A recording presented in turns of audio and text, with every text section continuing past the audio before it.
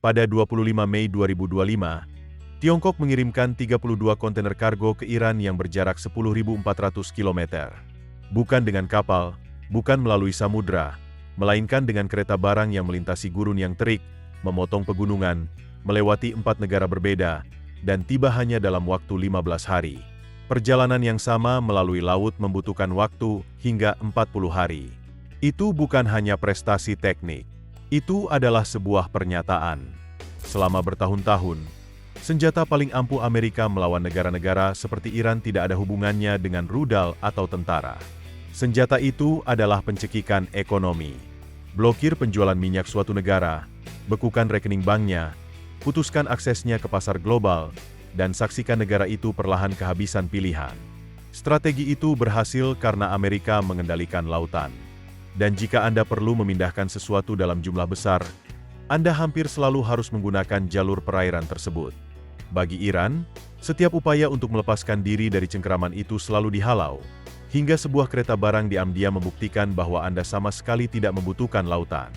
Cina membangun jalur kereta api yang seluruhnya melewati daratan, melalui wilayah yang tidak dapat dipatroli oleh Angkatan Laut Barat manapun, dan tiba di Iran tanpa $1 pun berpindah tangan. Pagar ekonomi yang membutuhkan waktu puluhan tahun untuk dibangun, kini telah ditembus lubang besar. Dan lubang itu terus membesar.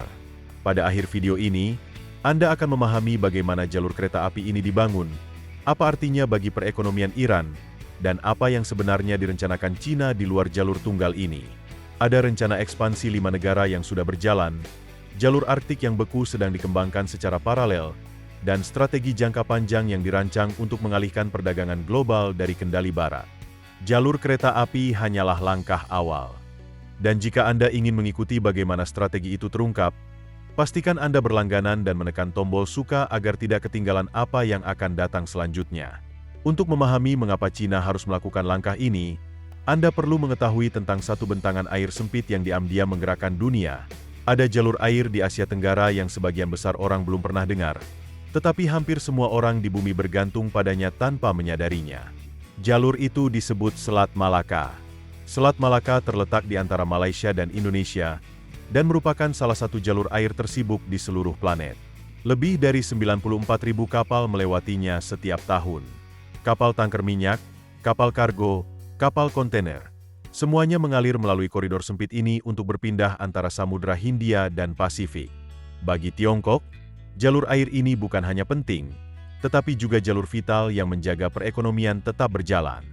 Sekitar 80% impor minyak Tiongkok melewati jalur ini.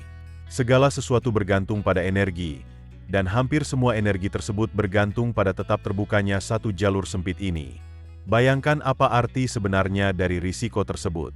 Jika Selat Malaka ditutup hanya selama 1 minggu, Tiongkok dapat kehilangan hingga lebih dari 1 triliun rupiah. Penutupan yang berlangsung lebih lama akan mulai menutup pabrik, mengurangi pasokan bahan bakar, dan berdampak pada kehidupan sehari-hari lebih dari 1 miliar orang. Perekonomian terbesar kedua di dunia berjalan di atas satu jalur yang bergantung sepenuhnya. Inilah bagian yang membuat para perencana Tiongkok sulit tidur. Sejak 2019, Amerika Serikat memiliki hak untuk menambatkan kapal perang dan kapal induknya di pangkalan Angkatan Laut Perairan dalam Singapura. Singapura terletak tepat di pintu masuk Selat Malaka. Dalam konflik serius, Amerika secara efektif dapat menutup jalur tersebut dalam waktu 24 jam. Satu keputusan di Washington, dan pasokan energi Tiongkok akan terputus seketika. Yang membuat kerentanan ini semakin sulit diatasi adalah tidak adanya alternatif maritim yang mudah. Selat Lombok dan Selat Sunda dapat berfungsi sebagai jalur cadangan, tetapi keduanya menambah ribuan kilometer pada setiap perjalanan dan tidak dilengkapi untuk menangani volume lalu lintas yang saat ini melewati Malaka. Mengalihkan sebagian kecil pasokan minyak Tiongkok melalui alternatif tersebut akan membutuhkan investasi pelabuhan dan restrukturisasi logistik selama bertahun-tahun. Tiongkok membutuhkan jalur yang tidak dapat diancam oleh Angkatan Laut, tidak dapat dijangkau oleh sanksi, dan tidak dapat ditutup oleh blokade. Jawabannya adalah meninggalkan lautan sepenuhnya dan membangun jalur darat. Dan satu-satunya negara yang geografinya memungkinkan hal itu adalah Iran.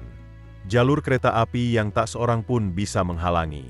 Membangun jalur kereta api dari Tiongkok ke Iran terdengar mudah di atas kertas. Namun kenyataannya, Itu berarti melintasi beberapa medan paling berat di bumi. Gurun terbuka yang luas di mana pasir terus bergeser di bawah permukaan. Pegunungan yang terletak di zona rawan gempa di mana tanah itu sendiri tidak selalu dapat diandalkan. Suhu yang dapat memecahkan beton dan melengkungkan logam. Dan rute tersebut melewati 4 negara berbeda, masing-masing dengan perbatasan, bea cukai, aturan, dan lebar rel kereta api sendiri yang awalnya tidak dirancang untuk terhubung satu sama lain. Namun, semua itu tidak menghentikan para pembangunnya. Jalur kereta api dimulai di Tiongkok Barat dan menuju ke barat melintasi Kazakhstan, kemudian melalui Uzbekistan dan Turkmenistan sebelum akhirnya menyeberang ke Iran dan tiba di pelabuhan kering dekat Teheran. Jalur sepanjang 10.400 km yang terhubung melalui medan yang sebagian besar tim teknik akan tinggalkan. Proyek ini menelan biaya lebih dari 32 triliun rupiah. Pendanaan berasal dari bank-bank kebijakan Tiongkok, Bank Investasi Infrastruktur Asia, dan campuran perjanjian pinjaman bilateral. Mengatasi perbedaan lebar rel antar negara merupakan suatu upaya rekayasa yang besar.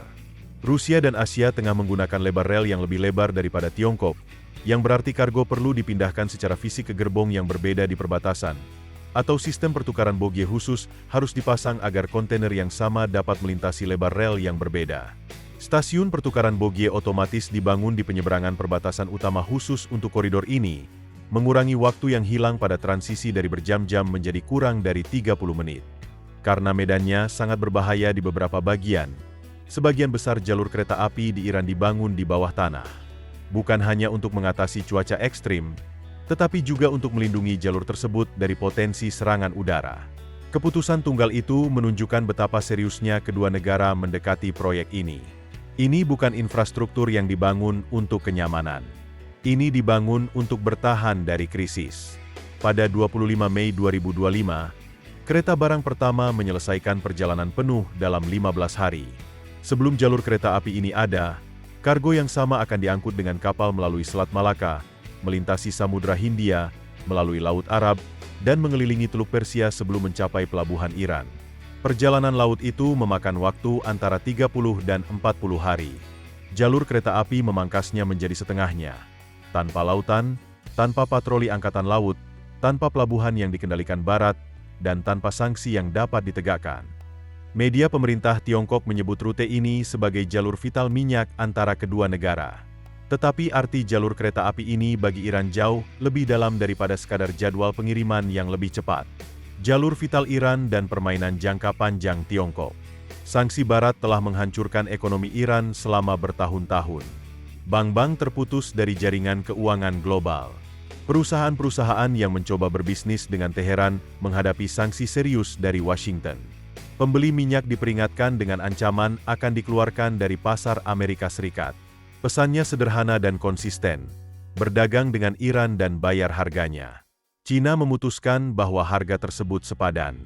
Pada tahun 2021, Cina dan Iran menandatangani perjanjian kerjasama ekonomi selama 25 tahun senilai 6,4 kuadriliun rupiah. Itu bukan kesepakatan perdagangan biasa. Itu adalah komitmen jangka panjang yang mencakup energi, infrastruktur, manufaktur, dan teknologi.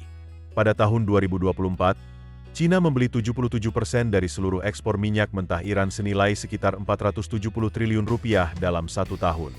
Total pendapatan minyak Iran pada tahun 2024 mencapai 1.070 triliun rupiah, level yang belum pernah dicapai negara itu dalam lebih dari 10 tahun. Sanksi masih secara resmi berlaku, tetapi dampaknya di dunia nyata menyusut dengan cepat. Dengan beroperasinya jalur kereta api, pengiriman minyak tersebut tidak perlu melewati rute yang dapat dipantau atau diganggu oleh barat. Iran memuat minyak ke kereta api.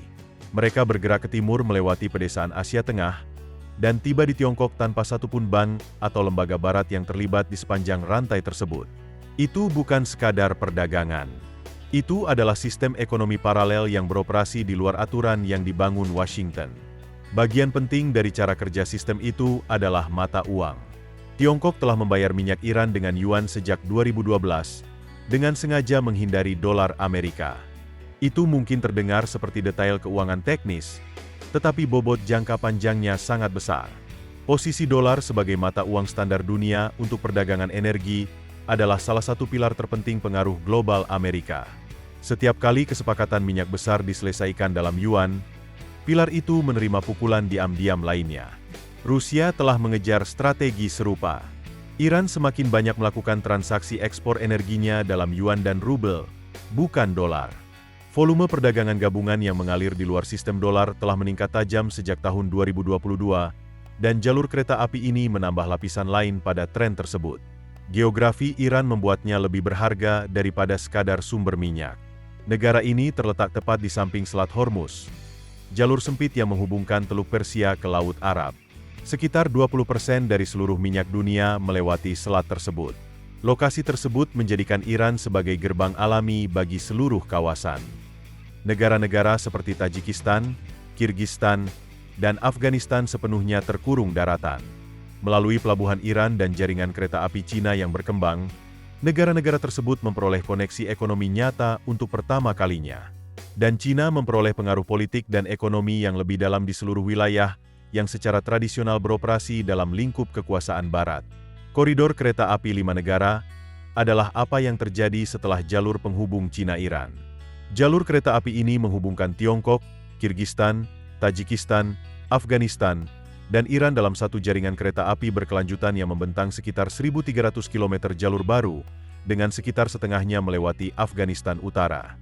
Perjanjian pendahuluan ditandatangani pada Desember 2014, dan meskipun kemajuannya bertahap, pembangunan tidak pernah berhenti. Pada Mei 2023, pengiriman kargo uji coba pertama dilakukan dari Iran ke Afghanistan melalui bagian yang disebut jalur kereta api Haf-Herat. Pengiriman tunggal itu membawa 655 ton peralatan kereta api, alat-alat yang dibutuhkan untuk membangun lebih banyak jaringan. Jalur kereta api tersebut benar-benar dibangun sendiri, satu pengiriman demi satu pengiriman. Para pejabat senior dari Iran, Tiongkok, Kazakhstan, Uzbekistan, Turkmenistan, dan Turki semuanya bertemu di Teheran pada Mei 2025. Fokus pada perluasan jaringan transkontinental ini lebih jauh lagi.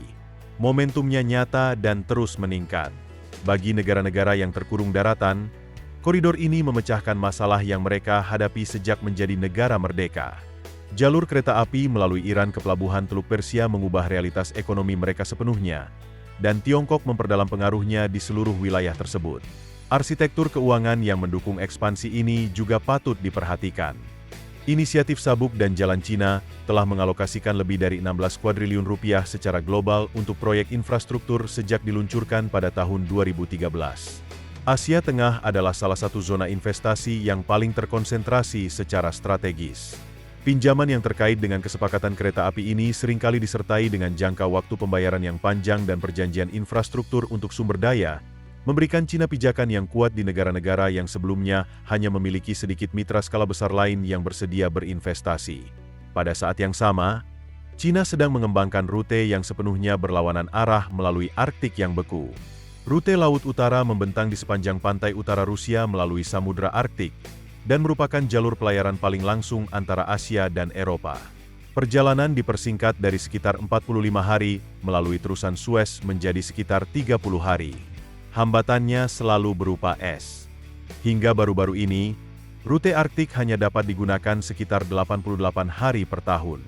Jendela waktu tersebut semakin panjang. Seiring dengan meningkatnya suhu global, es Arktik mencair lebih awal dan kembali lebih lambat setiap tahunnya. Jendela waktu yang dapat digunakan kini telah meluas menjadi antara 90 dan 100 hari per tahun. Rusia dan Tiongkok menandatangani perjanjian resmi pada Juni 2024 untuk membangun jalur pelayaran kontainer sepanjang tahun melalui Arktik. Para ilmuwan memperkirakan bahwa pada akhir abad ini, rute tersebut dapat tetap terbuka sepanjang tahun. Untuk menavigasi es yang tersisa, Rusia telah membangun kapal pemecah es paling kuat yang pernah dibuat. Kapal Arktika memiliki berat 33.000 ton, beroperasi dengan 2 reaktor nuklir, dan dapat menembus es setebal hingga 3 meter dengan kecepatan konstan. Kapal ini dapat beroperasi selama 7 tahun penuh tanpa pengisian bahan bakar. Kapal kembarnya, Sibir, menangani perairan Arktik terbuka dan zona pesisir yang lebih dangkal di sepanjang garis pantai utara. Rusia terus merilis versi yang lebih baru dan lebih canggih. Masing-masing semakin menembus wilayah yang sebelumnya tidak terjangkau. Yang sangat signifikan tentang rute Arktik adalah siapa yang dirugikannya. Terusan Suez dioperasikan di bawah otoritas Mesir, tetapi berada di zona pengaruh diplomatik dan keuangan Barat yang kuat. Asuransi, pembiayaan, dan logistik untuk kapal yang menggunakan Suez sebagian besar melalui lembaga-lembaga Eropa dan Amerika. Rute Arktik yang layak melewati semua itu. Bersama-sama, dua rute sedang terbentuk. Satu memotong jantung Asia Tengah, satu menembus utara yang beku, dan keduanya menjauh dari lautan dan sistem keuangan yang telah dibentuk Barat selama beberapa generasi. Apa arti semua ini sebenarnya? Sejujurnya, jalur kereta api ini tidak dapat menggantikan pengiriman laut sendirian. Satu kapal tanker super membawa 2 juta barel minyak, setara dengan ratusan kereta barang. Meningkatkan skala kereta api untuk sepenuhnya menyamai perdagangan maritim sama sekali tidak mungkin dalam jangka pendek. Banyak penyeberangan perbatasan berarti pemeriksaan bea cukai dan penundaan koordinasi. Panas gurun dan badai pasir dengan cepat mengikis rel. Jalur kereta api tetap lebih mudah menjadi sasaran daripada kapal di perairan terbuka. Dan hasil awal mencerminkan kerentanan tersebut. Hanya 19 hari setelah jalur kereta api tersebut meluncurkan layanan angkutan barang pertamanya, Israel melakukan serangan skala besar yang menargetkan infrastruktur minyak dan gas Iran. Tidak ada lagi layanan angkutan barang umum di koridor tersebut yang dilaporkan setelah serangan itu. Jalur kereta api tersebut terhenti hampir secepat dimulai. Butuh jeda dramatis di sini. Tetapi semua itu sama sekali mengabaikan poin yang lebih dalam. Jalur kereta api ini tidak perlu menggantikan jalur laut agar penting. Jalur ini hanya perlu ada dan berfungsi cukup baik untuk memberi kedua belah pihak pilihan yang belum pernah mereka miliki sebelumnya. Ketika Tiongkok memiliki jalur darat yang berfungsi untuk pasokan energinya, ancaman blokade angkatan laut di Malaka menjadi kurang berpengaruh. Ketika Iran memiliki pembeli tetap yang beroperasi di luar sistem keuangan Barat, sanksi kehilangan pengaruhnya. Ketika negara-negara Asia Tengah yang terkurung daratan mendapatkan koneksi kereta api ke pasar global, mereka memperoleh kemampuan untuk memilih mitra mereka sendiri dengan syarat mereka sendiri. Tidak satu pun dari perubahan ini terjadi dalam satu momen dramatis. Perubahan ini terjadi secara bertahap, diam-diam, satu kereta barang pada satu waktu. Ada juga dimensi sinyal yang tidak dapat ditangkap oleh ekonomi murni. Setiap kilometer rel yang dibangun oleh Tiongkok di Asia Tengah mengirimkan pesan kepada negara-negara kecil yang mengamati dari pinggir lapangan. Ada pilihan lain. Setiap terowongan yang digali, setiap kilometer rel yang dibangun, setiap kapal pemecah es bertenaga nuklir yang diluncurkan membawa sebuah pesan. Pesan itu mengatakan bahwa dunia tidak harus bekerja seperti biasanya. Negara-negara yang mengamati dari Washington memahami persis apa arti pesan itu. Begitu pula negara-negara yang membangunnya. Jika video ini memberi Anda cara pandang baru tentang perdagangan global, tekan tombol suka dan berlangganan agar Anda tidak ketinggalan apa yang akan kami bahas selanjutnya. Kami akan terus melacak bagaimana rute-rute baru ini berkembang dan apa artinya bagi seluruh dunia. Tinggalkan komentar di bawah dan beritahu kami pendapat Anda. Apakah Anda percaya bahwa rute darat melintasi Asia Tengah dan Jalan Raya Arktik yang membeku dapat secara serius menantang dominasi lautan dunia? Atau apakah laut masih menjadi raja perdagangan global?